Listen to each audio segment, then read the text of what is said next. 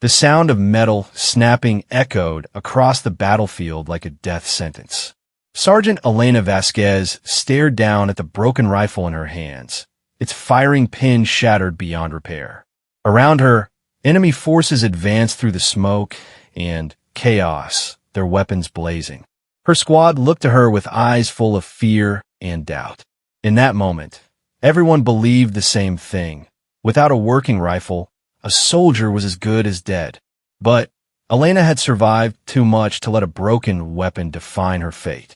Born in the slums of East Los Angeles, she had fought her way through poverty, discrimination, and a military system that questioned whether women belonged on the front lines.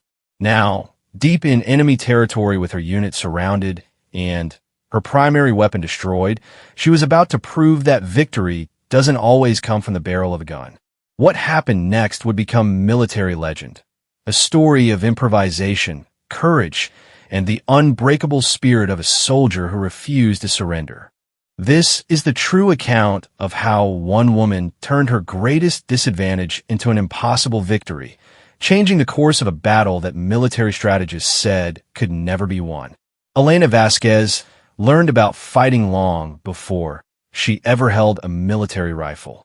Growing up in the cramped apartment buildings of East LA, she watched her mother work 3 jobs just to keep food on the table after her father disappeared when Elena was 7. The neighborhood was controlled by gangs who saw young girls as either victims or property, but Elena refused to be either. At age 12, she started training at the local community center boxing gym. The coach, an old Marine named Jimmy Santos, initially tried to turn her away. Women didn't belong in his ring, he said. But Elena kept showing up every day after school, sitting on the bench and watching the boys train. Finally, Jimmy threw her a pair of gloves just to make her leave him alone. She put them on and knocked out a boy 2 years older than her with her first punch. Jimmy never tried to send her away again. By high school, Elena had become a force to be reckoned with. She worked part-time at a local grocery store to help her mother pay rent, trained at the gym 4 hours every day, and maintained straight grades. College seemed impossible. Her family had no money, and the schools that offered boxing scholarships didn't give them to girls. The military recruiter who visited her school senior year painted a different picture. The Army would pay for her education, give her training, and, most importantly, treat her as an equal to any man. Elena enlisted the day after graduation, despite her mother's tears and the neighborhood's warnings that the military would break her spirit. Basic training at Fort Leonard Wood was everything the recruiter had promised and nothing like he had described. The physical challenges were easy for Elena. Years of boxing had made her stronger and faster than most of the men in her unit. The mental challenges were harder. Drill instructors who didn't believe women belonged in combat roles found creative ways to make her life miserable. During her 3rd week, Drill Sergeant Patterson made Elena carry a 100-pound pack on a 20-mile march while the men in her unit carried standard 50-pound loads. When she completed the march without falling behind, he accused her of cheating and made her do it again the next day. Elena never complained.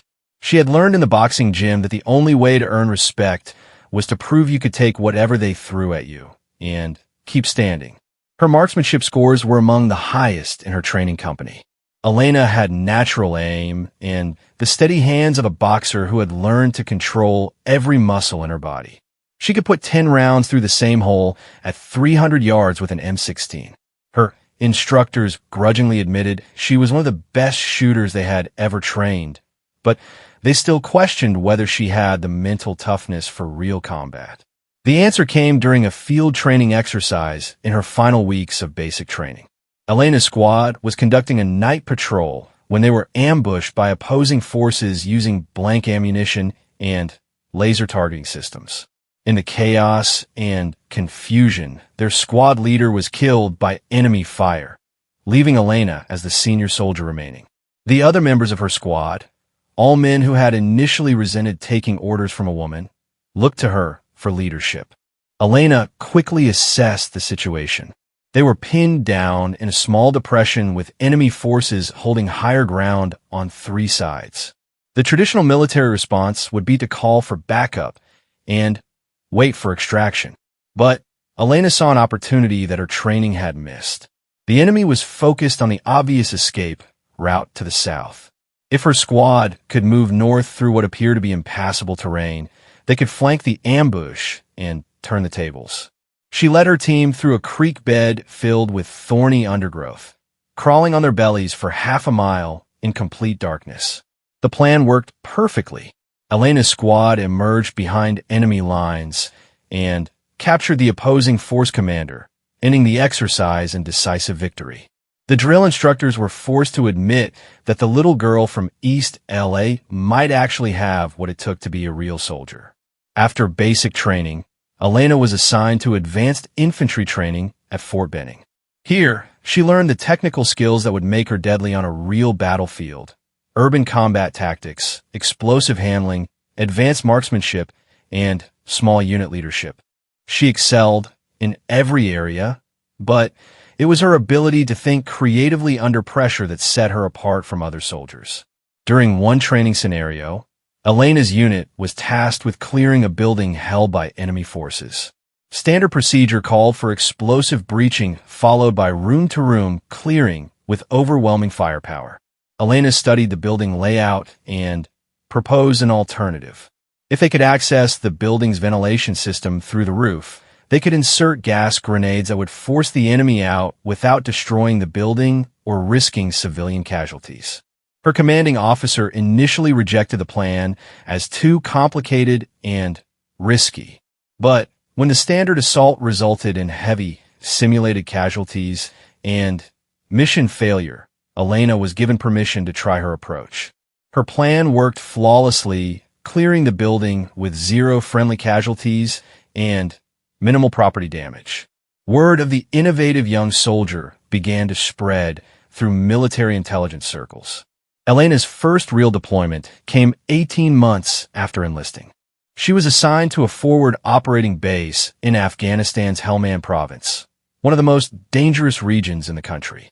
Her unit's mission was to conduct security patrols and gather intelligence on Taliban movement in the area. For Elena, it was the chance to finally prove that all her training meant something. The reality of combat was both exactly what she expected and completely different from her imagination. The heat was crushing, even worse than the summer streets of Los Angeles. The terrain was harsh and unforgiving, filled with hidden dangers that could kill you before you knew they were there. But the biggest challenge was the constant tension of knowing that every step could be your last. Elena's first firefight came during her third week in country.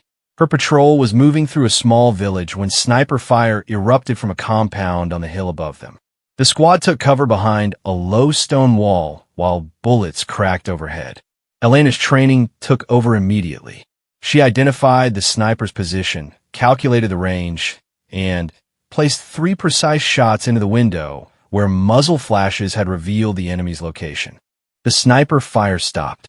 Her squad leader, Staff Sergeant Mike Rodriguez, was impressed but not surprised. Elena's reputation as a marksman had preceded her to Afghanistan. What impressed him more was her calm under fire. While other new soldiers panicked or froze during their first combat experience, Elena had reacted like a veteran. She seemed to have ice water in her veins. Over the following months, Elena participated in dozens of patrols and several major operations. She distinguished herself not just as an excellent soldier, but as a natural leader who could think clearly in chaotic situations. When their unit was tasked with training local Afghan security forces, Elena was chosen to lead the marksmanship program. Her students, initially skeptical of learning from a woman, quickly developed deep respect for her skills and knowledge. The mission that would define Elena's military career came during her second deployment, this time to a remote outpost in eastern Afghanistan near the Pakistani border.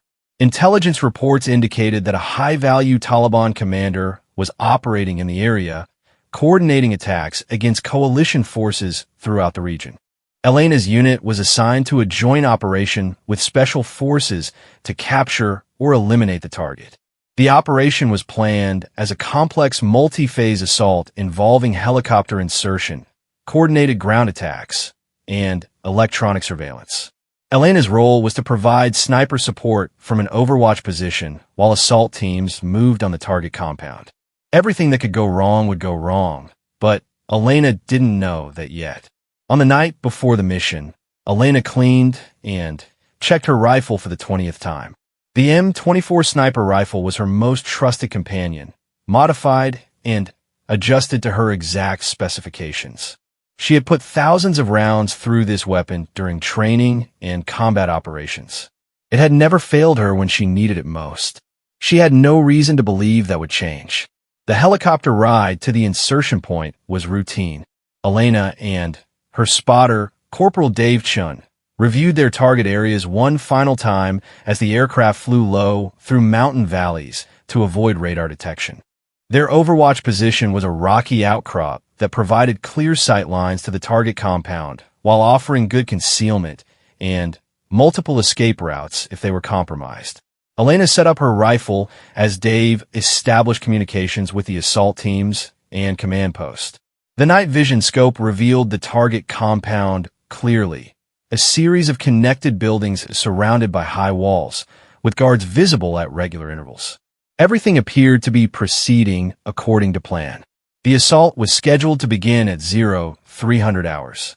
Elena watched through her scope as Special Forces soldiers moved into position around the compound perimeter.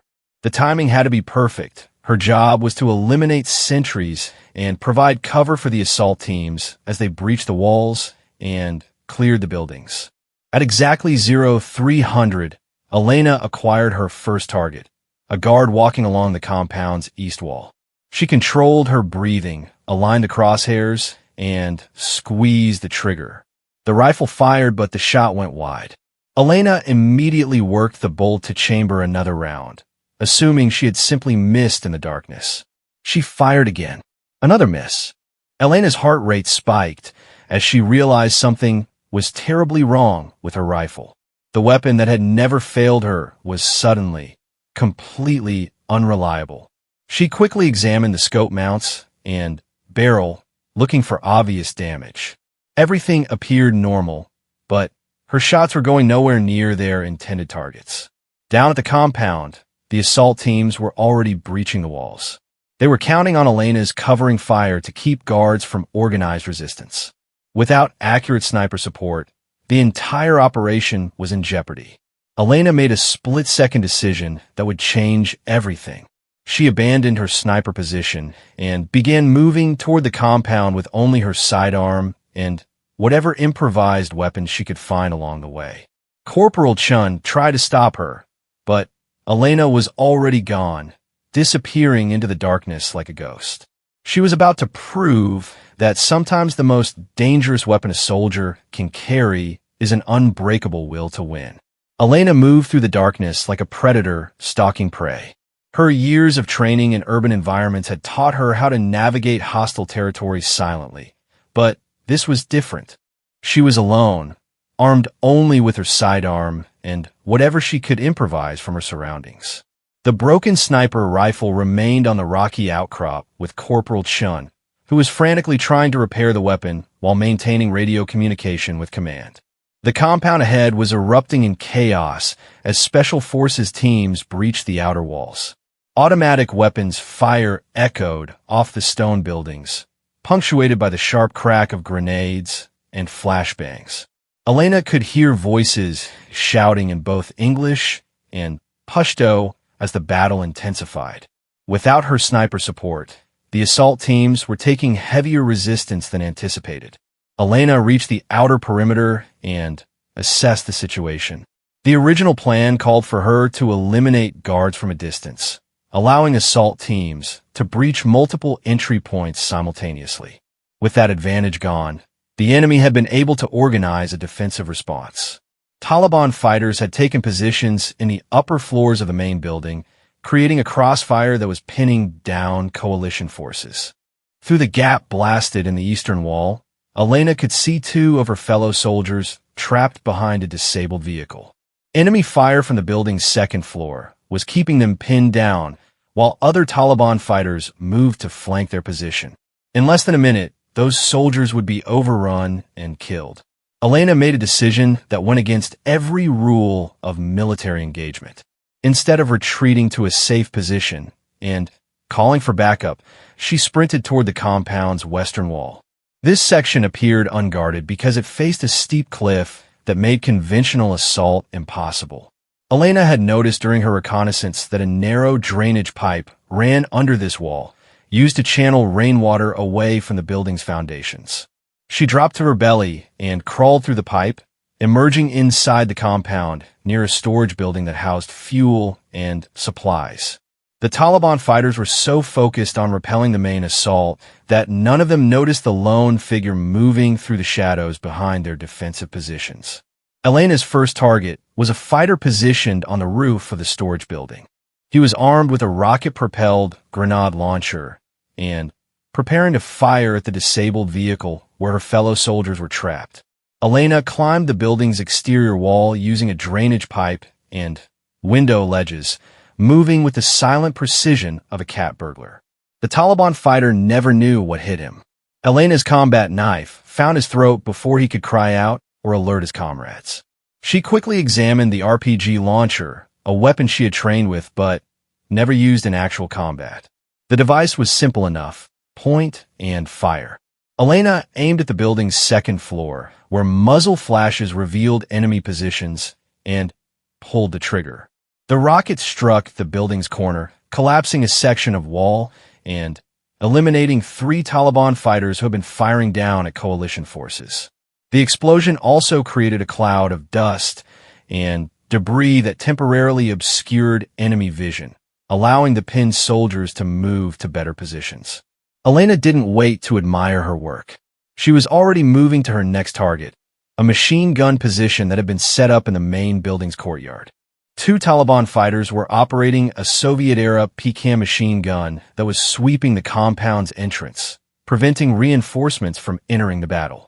Getting close to this position required Elena to cross 30 yards of open ground under enemy observation. She waited for another explosion from the main assault to mask her movement, then sprinted across the courtyard in a zigzag pattern that made her difficult to target. Bullets sparked off the stone ground around her feet, but Elena reached the machine gun position without being hit. The 2 Taliban fighters were so focused on their targets that they didn't notice Elena's approach until she was directly behind them. Her military training emphasized quick, efficient elimination of enemy combatants, but Elena's boxing background gave her options that weren't in any manual. She struck the first fighter with a combination of punches that dropped him instantly, then disarmed the second man and used his own weapon to knock him unconscious. Elena now controlled the machine gun that had been devastating coalition forces. She turned the weapon toward the building's upper floors and began systematically eliminating enemy positions. Her years of marksmanship training translated perfectly to the heavy machine gun. Each burst was precisely controlled, finding targets that other soldiers couldn't even see in the darkness and confusion. The tide of battle was beginning to turn, but Elena's most dangerous moment was yet to come. Intelligence reports had indicated that the target building contained a cache of explosives that the Taliban planned to use for future attacks against coalition forces. If those explosives were detonated during the firefight, they would destroy the entire compound and kill everyone inside, including Elena and the assault teams. Elena spotted movement near the building's basement entrance and realized that Taliban fighters were preparing to trigger a massive explosion rather than allow their weapons cache to be captured. She had perhaps 60 seconds to prevent a disaster that would turn a successful mission into a catastrophe. The basement entrance was 50 yards away across completely open ground. Enemy fighters in the building's remaining upper floors could see every inch of the courtyard. Elena would have to cross that distance while under direct fire from multiple positions, then fight her way into a basement filled with armed enemies and enough explosives to level a city block. Elena abandoned the machine gun and began her sprint toward the basement. She had no cover and no support just her sidearm and the desperate knowledge that failure meant death for everyone in the compound. Bullets whined through the air around her as Taliban fighters realized what she was attempting and concentrated their fire on her running figure. A round grazed her left shoulder, spinning her partially around but not stopping her momentum. Another bullet struck the ground directly in front of her feet, sending stone fragments in her face and temporarily blinding her left eye. Elena kept running, driven by a combination of training, adrenaline, and the stubborn refusal to quit that had carried her through every challenge in her life. She reached the basement entrance just as a Taliban fighter emerged carrying what appeared to be a detonator device. Elena's first shot took him down, but the detonator skittered across the stone floor toward other enemy fighters who were frantically working to prepare the explosion. Elena dove through the basement doorway as automatic weapons fire erupted from multiple positions inside the confined space. The basement was a maze of stone pillars, wooden crates, and improvised fighting positions. Elena counted at least 6 enemy fighters, all armed with automatic weapons and positioned to create overlapping fields of fire. In the center of the room, wooden crates marked with Cyrillic writing contained enough explosive material to destroy several city blocks. Wires ran from the crates to a central detonation device that one of the Taliban fighters was desperately trying to activate. Elena's training had prepared her for many situations, but fighting 6 armed men in a confined space filled with explosives was not one of them. She would have to rely on speed, accuracy, and the element of surprise to prevent a disaster that would kill dozens of coalition soldiers and destroy millions of dollars worth of intelligence materials. Her first shot eliminated the fighter working on the detonation device. Her second shot took down a sniper who had been trying to get a clear angle on her position. But Elena was now pinned behind a stone pillar with 4 remaining enemies and limited ammunition. The basement stone walls would contain and amplify any explosion, turning the entire space into a death trap if the remaining fighters managed to trigger their backup detonation system. Elena noticed that the basement ceiling was supported by wooden beams that appeared to be load-bearing structures for the building above. If she could weaken those supports, she might be able to bring down enough debris to block the explosion or at least limit its effects. It was a desperate plan with little chance of success, but Elena had run out of conventional options. She used her remaining grenades to target the wooden support beams while simultaneously engaging the Taliban fighters who were trying to flank her position. The first explosion brought down a section of ceiling that crushed one enemy fighter and temporarily blinded the others with dust and debris. Elena used the confusion to change positions and eliminate 2 more fighters with precisely aimed shots. The remaining Taliban fighter had given up on the detonation device and was instead trying to escape through a concealed exit that led to a tunnel system beneath the compound. Elena pursued him into the tunnels, knowing that if he escaped, he could trigger explosives from a remote location or alert other Taliban units to the coalition operation. The tunnel chase lasted for several minutes, as Elena followed the fleeing fighter through a maze of underground passages that connected multiple buildings in the area. Her flashlight battery was dying, leaving her to navigate primarily by sound and instinct. The Taliban fighter was familiar with this tunnel system and had multiple opportunities to ambush Elena as she pursued him through the darkness. Elena's pursuit ended when she emerged from the tunnels to find herself outside the original compound, face to face with a Taliban reinforcement unit that had been moving to support the defenders. She was alone, low on ammunition, and confronted by 8 fresh enemy fighters who were armed with automatic weapons and rocket-propelled grenades. The Taliban unit was as surprised to see Elena as she was to encounter them. For a moment, both sides hesitated, trying to understand how a single American soldier had appeared in their midst. Elena used that moment of confusion to her advantage, immediately assessing the tactical situation and identifying her best options for survival. The enemy fighters were spread out in a loose formation that suggested they had been moving rapidly toward the sounds of battle. Their weapons were ready, but not specifically aimed at Elena's position. Most importantly, they were positioned near a fuel truck that had been hidden in the tree line to supply the Taliban forces during extended operations. Elena's final gambit was the most dangerous yet. She aimed her remaining ammunition at the fuel truck's tank and fired every round in rapid succession. The resulting explosion eliminated most of the Taliban reinforcement unit and created a massive fireball that could be seen for miles. Elena was thrown to the ground by the blast wave, temporarily deafened and partially blinded by the intense light. When she regained consciousness, Elena found herself surrounded by coalition forces who had been drawn to the explosion site. The main assault on the compound had been successful, capturing the high-value target and securing crucial intelligence materials. Elena's improvised tactics had prevented the destruction of that intelligence and saved the lives of multiple coalition soldiers. But Elena's ordeal was far from over. As medics treated her injuries and prepared to evacuate her to the main base, intelligence reports indicated that additional Taliban forces were moving toward the area in response to the explosions and gunfire.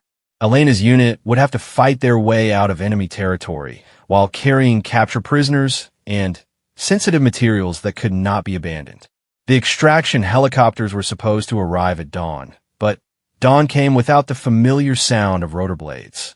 Elena sat against a stone wall at the edge of the destroyed compound, her left shoulder bandaged, and her rifle finally repaired by the unit's armorer who had discovered a cracked firing pin, the result of a manufacturing defect that should have been caught during routine maintenance.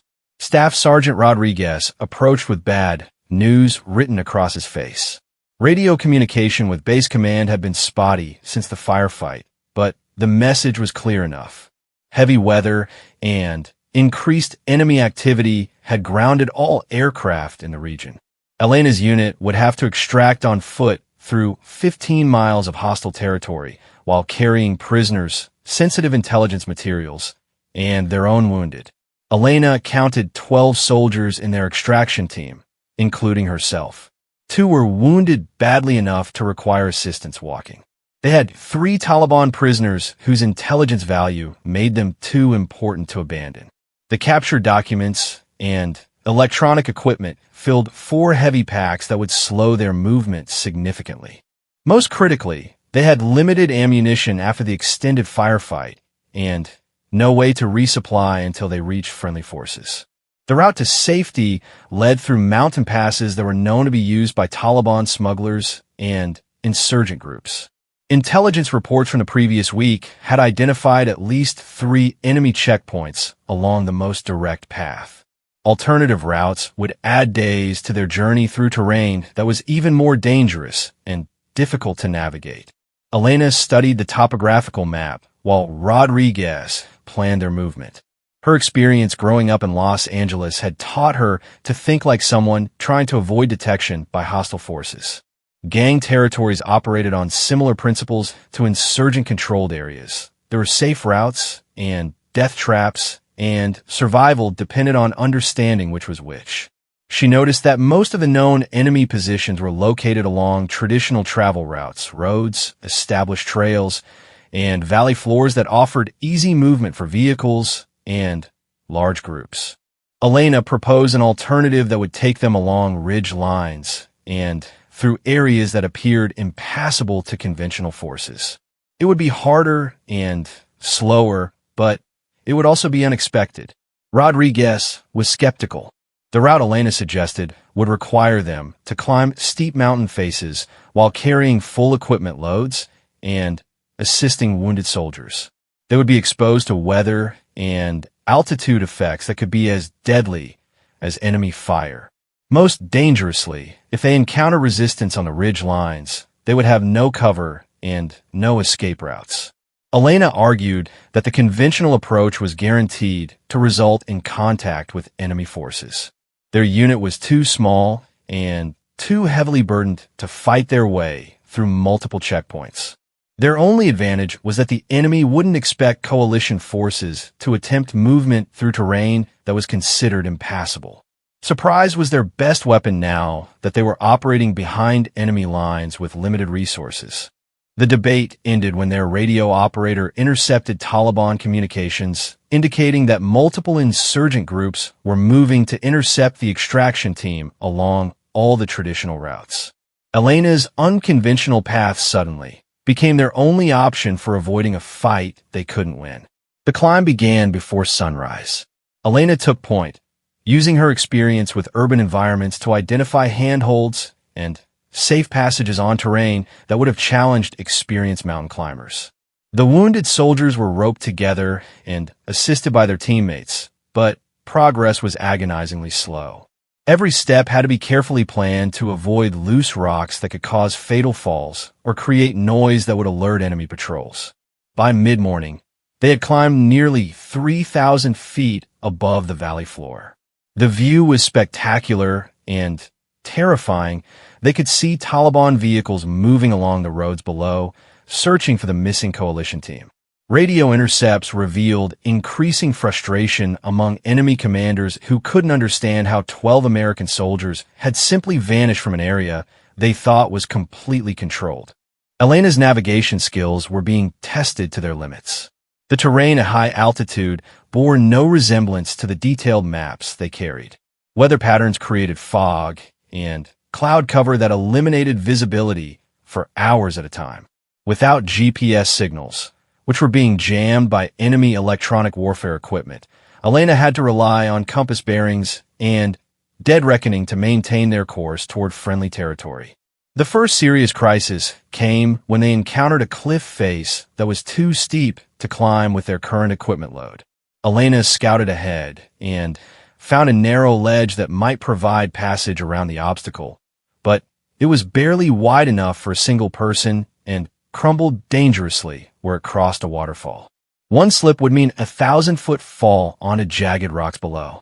Elena volunteered to cross first and establish a rope line that would allow the others to follow safely. Rodriguez objected. Losing their navigator would doom the entire team. But Elena pointed out that she was the lightest team member and the most experienced at moving through difficult terrain. If anyone could make the crossing safely, it would be her. The ledge crossing took 45 minutes of careful movement, with Elena's heart pounding in her ears. Loose stone crumbled away beneath her feet with every step. The waterfall soaked her equipment and made the rocks slippery with ice-cold water. Halfway across, Elena's left foot slipped, and she found herself hanging by her fingertips over empty space, saved only by her grip strength developed through years of boxing training. Elena managed to pull herself back onto the ledge and complete the crossing, but the experience left her shaken and exhausted. Establishing the rope line for her teammates required another hour of work in freezing spray from the waterfall. By the time all 12 team members had crossed safely, they were hypothermic and exhausted, with several hours of daylight remaining for travel. The descent on the far side of the ridge was no easier than the climb. Elena led the team down steep slopes covered with loose shale that shifted and slid with every footstep. The wounded soldiers were suffering badly from the altitude and cold, requiring frequent rest stops that consumed precious time and exposed the team to detection by enemy patrols. Elena's biggest challenge was maintaining morale among soldiers who were beginning to doubt whether their unconventional escape route would actually lead to safety. The terrain was more difficult than anyone had anticipated, their progress was slower than planned, and they had no confirmation that friendly forces would be waiting at their destination. Elena had to balance honest assessment of their situation with the optimism necessary to keep the team moving forward. Evening brought new problems as temperature dropped below freezing and wind speeds increased dramatically. The team was equipped for desert operations, not high-altitude mountain survival. Elena improvised shelter using captured enemy equipment and materials salvaged from their surroundings, but it was clear that spending a night exposed at this altitude would probably kill the wounded soldiers. Elena made another difficult decision. She would continue moving through the night with a small team, navigating by starlight to reach friendly territory and arrange for immediate medical evacuation of the wounded. Rodriguez and the remaining soldiers would shelter in place with the prisoners and sensitive materials, maintaining radio watch for her signal that help was on the way. Elena selected Corporal Chun and Private Martinez to accompany her on the night movement. Chun was an experienced radio operator who could establish communication with friendly forces once they were clear of the enemy jamming zone. Martinez was a medic whose skills would be needed to keep the wounded soldiers alive until evacuation arrived. The night descent was a nightmare of near falls, wrong turns, and navigational challenges that pushed Elena's skills beyond her limits. Without landmarks visible in the darkness, she had to rely entirely on compass bearings and estimated distances to maintain course toward the valley where friendly forces were supposed to be located. Several times, the team found themselves at dead ends that required backtracking and finding alternative routes. Elena's navigation was complicated by the need to avoid Taliban patrols that were still searching for the missing coalition team. Enemy forces had established listening posts and checkpoints throughout the valley, forcing Elena's small team to move through areas that were barely passable even in daylight. They crawled through drainage ditches, crossed fast-moving streams, and climbed over obstacles that would have been impossible with full equipment loads. Dawn found Elena's team at the edge of a valley that should have contained a coalition forward operating base. Instead, they discovered abandoned buildings and no sign of friendly forces. Elena's heart sank as she realized that their destination had been evacuated or overrun while they were fighting their way through the mountains. Elena consulted her map and identified two alternative locations where coalition forces might be operating. Both were at least a day's march away through territory that was heavily patrolled by Taliban forces. Elena's team was exhausted, low on ammunition, and running out of time to arrange evacuation for their wounded teammates who were still sheltering in the mountains above. The radio crackled to life with a transmission that changed everything. Corporal Chun had managed to establish contact with a coalition aviation unit that was searching for Elena's missing team. Two Apache attack helicopters were airborne and available to provide support, but they needed precise coordinates for the extraction location and confirmation that the landing zone could be secured. Elena faced another crucial decision. The helicopters could reach Rodriguez's position in the mountains, but only if Elena could guide them to the exact location and ensure that Taliban forces wouldn't be waiting in ambush. She would have to climb back up the mountain she had just ascended, establish visual contact with the aircraft, and coordinate a complex extraction under enemy fire. The climb back up the mountain was the most difficult physical challenge Elena had ever faced. Her legs were already exhausted from the night descent, her equipment was soaked and heavy from crossing multiple streams, and she was operating on no sleep and minimal food. But Elena drove herself upward through sheer force of will, knowing that her teammates' lives depended on her ability to complete this final mission. Elena reached Rodriguez's position just as Taliban forces discovered their hiding place and began maneuvering for an attack. Radio intercepts revealed that the enemy had finally tracked the coalition team's movement through the mountains and was closing in from multiple directions. Elena had perhaps 30 minutes to establish helicopter contact and coordinate extraction before her unit would be overrun by superior numbers. The helicopter pilots were skilled and experienced, but landing in mountainous terrain under enemy fire required precise coordination between ground and air forces. Elena had to establish clear landmarks, confirm wind conditions, identify enemy positions, and mark safe approach routes while simultaneously helping to organize defensive positions around the improvised landing zone. Taliban forces opened fire just as the first helicopter began its approach to the landing zone. Elena found herself in the familiar position of being under fire with defective equipment. Her radio was damaged by enemy bullets and failing intermittently. She had to maintain communication with the helicopter pilots using hand signals and emergency procedures while directing return fire against enemy positions that threatened the extraction. Elena's final act of heroism came when she realized that Taliban fighters had positioned a rocket-propelled grenade team on a ridge line that overlooked the landing zone. The helicopter pilots couldn't see this threat, and Elena's damaged radio couldn't transmit warnings. She would have to eliminate the RPG team personally while the helicopter was landing, or watch it be destroyed with all hands aboard. Elena sprinted toward the RPG position with no plan except to stop the rocket team before they could fire at the incoming helicopter. Her rifle was finally working properly, but she was down to her last magazine of ammunition. The Taliban fighters were positioned 300 yards away on higher ground, giving them perfect sight lines to the landing zone where her wounded teammates were waiting for extraction. The helicopter was 30 seconds out when Elena opened fire on the RPG team. Her first shot missed, alerted the enemy fighters to her presence, but didn't eliminate the threat. The Taliban soldiers immediately shifted their attention from the landing zone to Elena's position, returning fire with automatic weapons that chewed up the rocky ground around her feet. Elena dove behind a boulder as bullets sparked off stone surfaces inches from her head. She could hear the helicopter's rotor noise getting louder, which meant the pilots were committed to their landing approach. If Elena couldn't eliminate the RPG threat in the next 20 seconds, she would watch her friends die in a ball of flame and twisted metal. Elena's boxing training had taught her that sometimes the only way to win a fight was to do something so unexpected that your opponent couldn't react in time. She abandoned her covered position and charged directly up the hill toward the Taliban fighters, firing rapidly while running in a zigzag pattern that made her difficult to target accurately. The Taliban fighters were so surprised by Elena's suicidal assault that their return fire was poorly coordinated and mostly ineffective.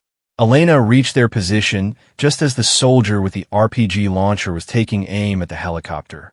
Her final shots eliminated both fighters and destroyed the rocket launcher, but Elena was now completely exposed on the ridge line with no ammunition and no cover. The helicopter landed successfully, and Elena's teammates were loaded aboard, including the wounded soldiers who had been barely clinging to life in the mountain cold. But Elena was still 300 yards away from the landing zone, with Taliban reinforcements approaching from multiple directions. The helicopter couldn't wait for her without risking everyone aboard. Elena began her final sprint toward the landing zone as enemy fire erupted from positions all around the valley. She was running downhill over terrain she had climbed twice already, but this time she was running for her life with no weapons and no support except covering fire from the helicopter's door gunners. A Taliban bullet struck Elena in the right thigh, spinning her around and sending her tumbling down the rocky slope. She rolled nearly 50 yards before managing to stop herself, her uniform torn and her body battered, but her determination unbroken. Elena forced herself back to her feet and continued limping toward the helicopter. The aircraft's engines were spooling up for takeoff when Elena finally reached the landing zone. Hands pulled her aboard just as the helicopter lifted off under heavy enemy fire. Elena had completed one of the most remarkable escape and evasion missions in military history, leading her entire team to safety through terrain that military experts had considered impassable. But Elena's story was far from over. The intelligence materials her team had captured during the compound raid proved to be extraordinarily valuable, leading to the disruption of Taliban operations throughout the region and the capture or elimination of dozens of high-value targets. Elena's improvised tactics during the firefight became case studies taught at military schools around the world. The broken rifle that had started Elena's ordeal was analyzed by military engineers who discovered that the manufacturing defect affected an entire production run of weapons. Elena's experience led to a recall and replacement program that potentially saved hundreds of lives by identifying weapons that could fail at critical moments in combat. Elena's commanding officers recommended her for the Medal of Honor, the highest military decoration for valor in combat. The recommendation detailed her actions during the compound assault, her leadership during the mountain extraction, and her final charge against the RPG team that had saved the helicopter and her teammates' lives. The Medal of Honor ceremony took place at the White House 6 months after Elena's return from Afghanistan. Her mother flew in from Los Angeles, wearing a dress she had bought specifically for the occasion and crying with pride as the president placed the medal around her daughter's neck. Elena was only the second woman in history to receive the Medal of Honor for actions in Afghanistan. Elena's story attracted national media attention that she found uncomfortable and unwanted. She had joined the military to serve her country, not to become famous. The interviews and appearances felt like distractions from her real mission, which was preparing for her next deployment and training other soldiers who would face similar challenges in combat. But Elena's newfound prominence also created opportunities to advocate for changes in military policy and training that could save lives in future operations. She testified before congressional committees about the need for better equipment reliability testing, improved mountain warfare training, and enhanced support for soldiers operating in remote areas without resupply or reinforcement. Elena's most important testimony concerned the role of women in combat operations. Military leaders who had opposed allowing women in frontline positions were forced to acknowledge that Elena's actions had saved lives and completed mission objectives that might have been impossible for other soldiers. Her success became a powerful argument for expanding opportunities for women throughout the military. The publicity also brought Elena back into contact with people from her past whom she had lost touch with during her military service. Jimmy Santos, her old boxing coach from East Los Angeles, attended the Medal of Honor ceremony as Elena's guest. He told reporters that he had always known Elena was special, but even he had been amazed by what she had accomplished. Elena's high school classmates organized a celebration in her honor when she returned to Los Angeles for a brief leave. Many of them had joined gangs or struggled with poverty and addiction while Elena was serving overseas. Seeing her success inspired some of them to make positive changes in their own lives, enlisting in the military or pursuing education opportunities they had previously thought were impossible. Elena used her platform to establish a scholarship program for young women from disadvantaged backgrounds who wanted to pursue military careers. The Elena Vasquez Foundation provided financial support for education, training, and mentorship that helped hundreds of young women follow paths similar to Elena's own journey from the streets of East LA to military service. Despite the honors and recognition, Elena remained focused on her military career. She completed 2 more deployments to Afghanistan, this time as a senior non-commissioned officer responsible for training other soldiers in the tactics she had developed during her famous mission. Elena's students came from all branches of the military and several allied nations that wanted to learn her improvisation and survival techniques. Elena's training programs emphasized the importance of mental flexibility and creative problem-solving under pressure. She taught soldiers that equipment failures and unexpected challenges were inevitable in combat, but that proper training and mindset could turn disadvantages into opportunities. Her motto became adapt, improvise, overcome, words that were eventually adopted by special operations units throughout the military. The broken rifle that had forced Elena to improvise during her most famous mission was displayed in a place of honor at the Military Museum, where Elena sometimes gave speeches to visiting dignitaries and military leaders. She would point to the weapon and explain that its failure had actually been a gift, forcing her to discover capabilities she never knew she possessed. Elena retired from active duty after 12 years of military service with the rank of Sergeant Major. Her retirement ceremony was attended by generals, politicians, and soldiers whose lives had been touched by her example and training. Elena's influence extended far beyond her individual actions in Afghanistan. She had helped change how the military thought about leadership, innovation, and the potential of women in combat roles. In her retirement speech, Elena reflected on the journey that had taken her from a boxing gym in East Los Angeles to the highest levels of military recognition.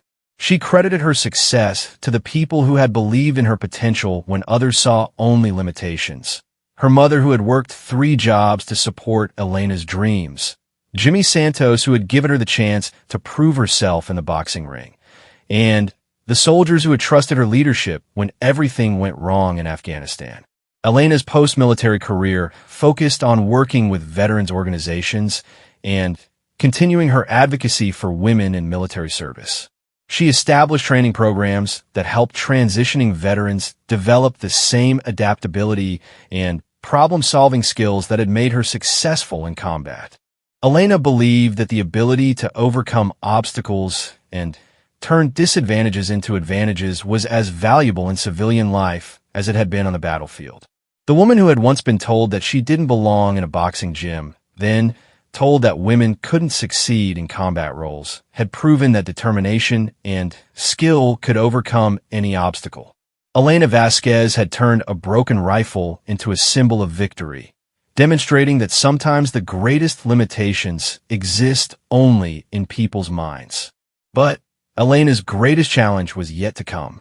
Unknown to her, as she settled into retirement, intelligence agencies had detected signs of a new terrorist threat that would require exactly the kind of creative thinking and unconventional tactics that had made Elena famous. Her country would soon need her again, and this time the stakes would be even higher than anything she had faced in Afghanistan. 2 years into Elena's retirement, she received a phone call that would pull her back into a world she thought she had left behind. The voice on the other end belonged to General Patricia Morrison, the first woman to head the Joint Special Operations Command, and someone who had followed Elena's career closely since the Medal of Honor incident. Intelligence agencies had uncovered a terrorist plot unlike anything they had encountered before. A network of former military personnel from various countries had acquired advanced weapons and were planning coordinated attacks against civilian targets across multiple nations. What made this threat unique was the sophistication of their planning and their intimate knowledge of counterterrorism tactics used by law enforcement and military forces. The terrorist leaders had studied Elena's famous Afghanistan mission extensively, analyzing her improvisation techniques and unconventional tactics. They had concluded that traditional terrorist methods were too predictable and easily countered by modern security forces. Instead, they planned to use Elena's own innovations against the society she had fought to protect. General Morrison explained that government agencies needed Elena's expertise to understand how the terrorists might adapt her methods for use against civilian targets. More importantly, they needed her to develop countermeasures that could anticipate and defeat tactics that were based on her own innovations. Elena was being asked to think like the enemy in order to protect innocent people from attacks that used her own legacy as a weapon.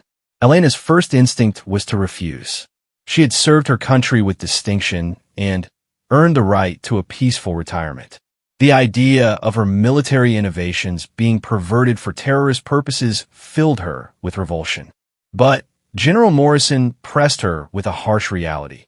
If Elena refused to help, the alternative was allowing terrorists to use her own methods to kill civilians while security forces struggled to understand threats they had never encountered before.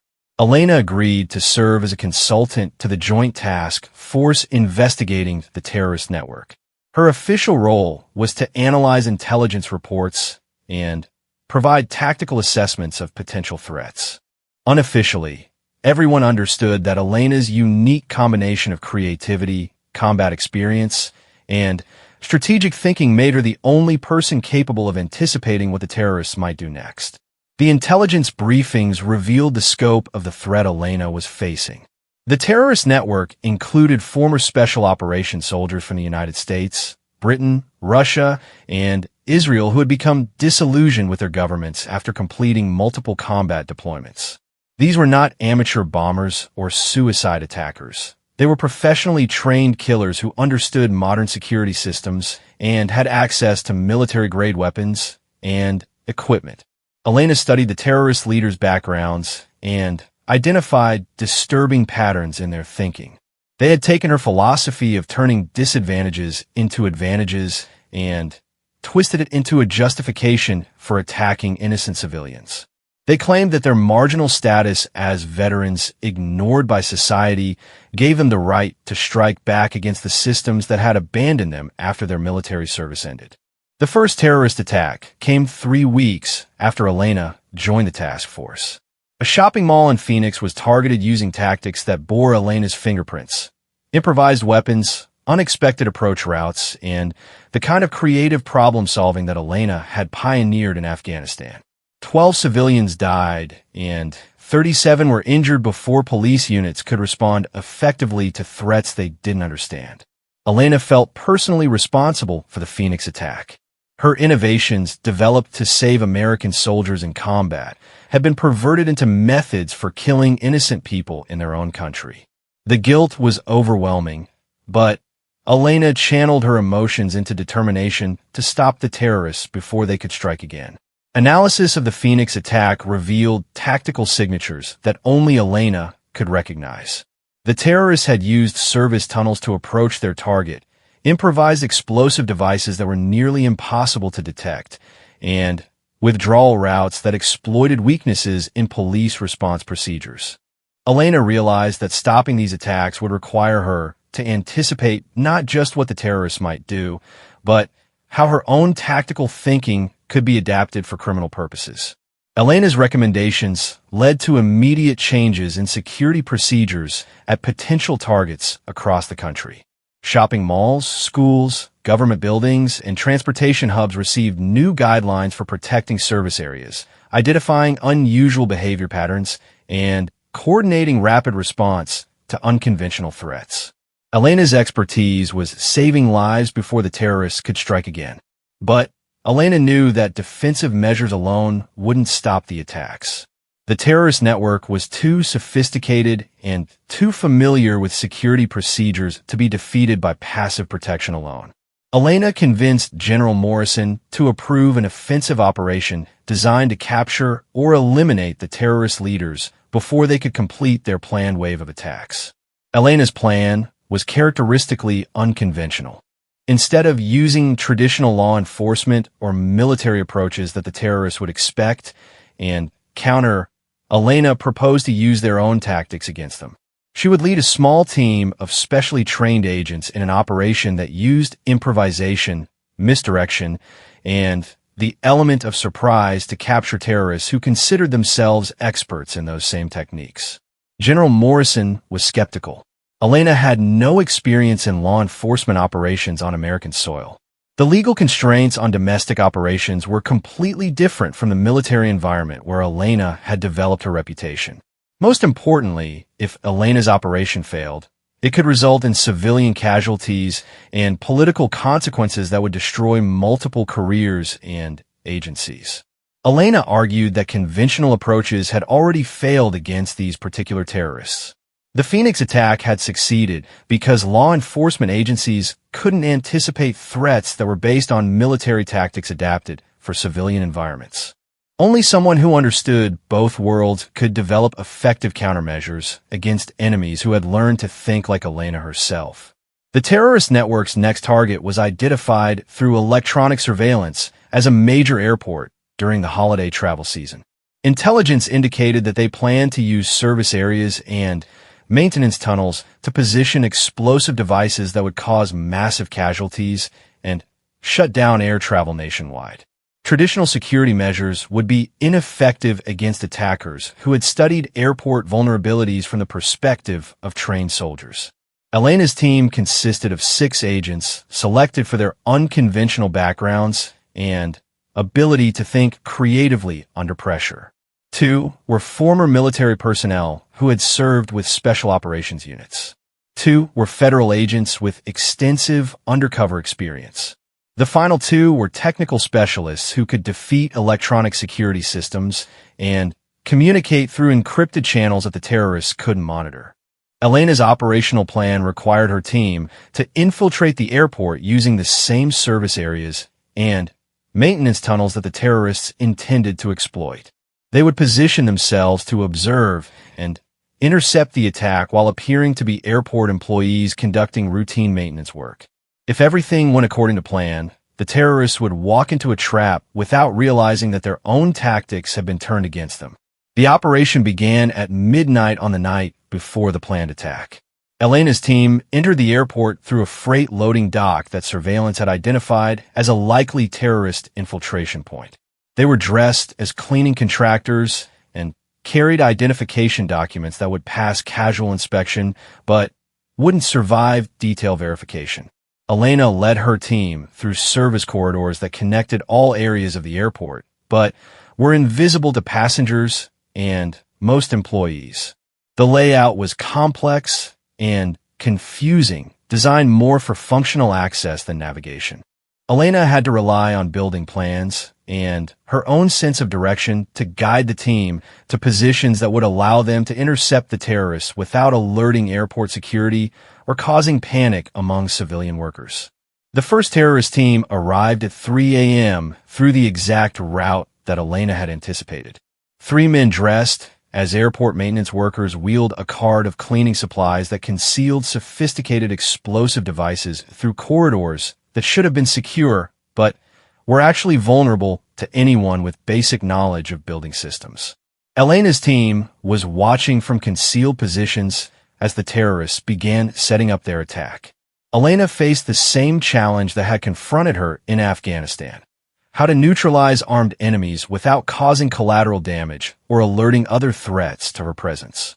The airport corridors were too confined for conventional tactics, and any gunfire would create panic and confusion that could allow other terrorist teams to escape or complete their missions. Elena's solution was to use the airport's own systems against the terrorists. She had noticed that the service corridors were equipped with fire suppression systems that could be triggered manually in emergency situations. If she could activate these systems at the right moment, the resulting chaos and loss of visibility would allow her team to capture the terrorists without risking civilian lives. Elena coordinated her team's movements through hand signals and predetermined positions that would allow them to move simultaneously when the fire suppression system activated. The timing had to be perfect. Too early and the terrorists would escape. Too late and they might trigger their explosives in response to the threat. Elena triggered the fire suppression system just as the lead terrorist was connecting the final wire to his explosive device. High-pressure water and chemical foam filled the corridor, blinding and disorienting the attackers while Elena's team moved to capture them. Within 30 seconds, all 3 terrorists were subdued and their weapons secured. But Elena's success with the first terrorist team was only the beginning of a much larger challenge. Intelligence intercepts revealed that the airport was targeted by multiple teams using different infiltration routes and attack methods. Elena would have to coordinate simultaneous operations against enemies who were spread throughout the facility and might be able to communicate with each other about the security response. Elena split her team into 3 pairs, each responsible for intercepting one of the remaining terrorist teams. She maintained overall coordination through encrypted radio communications, but each pair would have to adapt to local conditions and improvise responses to threats they encountered. Elena was applying the same principles of distributed leadership that had made her successful in Afghanistan. The second terrorist team was intercepted near the airport's fuel storage facility, where their plan was to create explosions that would shut down air traffic for weeks and potentially spread fire throughout the terminal complex. Elena's agents posed as fuel system technicians conducting emergency repairs, allowing them to approach the terrorists without arousing suspicion. The third terrorist team had targeted the airport's air traffic control tower, planning to disable communication systems that would force aircraft to divert to other airports and create nationwide transportation chaos. Elena's technical specialists defeated the building's electronic locks and positioned themselves to ambush the terrorists as they attempted to access sensitive equipment.